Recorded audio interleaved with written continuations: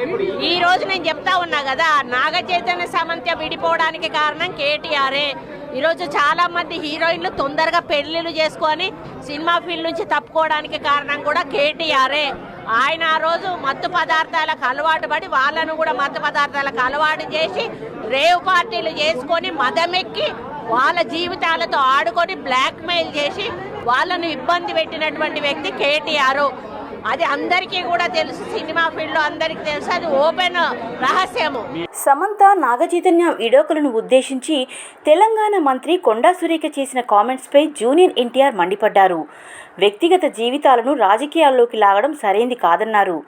Public ఫిగర్లు, ప్రత్యేకించి మీలాంటి బాధ్యతాయుతమైన స్థానాల్లో ఉన్నవారు తప్పనిసరిగా హుందాతనం, ఇతరుల గోప్యతను గౌరవించాలన్నారు. ముఖ్యంగా సినిమా వాళ్ళ గురించి నిర్లక్ష్యంగా కామెంట్ చేయడం చూస్తుంటే నిజంగా బాధాకరమని ట్వీట్ చేశారు. ఎన్టీఆర్ తన ట్వీట్లో రాస్తూ, కొండా సురేఖ గారు, వ్యక్తిగత జీవితాలను రాజకీయాల్లోకి రాగడం మీ దిగజారుడు రాజకీయాలకు నిదర్శనం.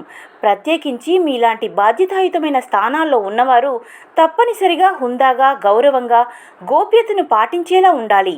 సినిమా పరిశ్రమ గురించి నిర్లక్ష్యంగా నిరాధారమైన కామెంట్ చేయడం చూస్తుంటే బాధగా ఉంది.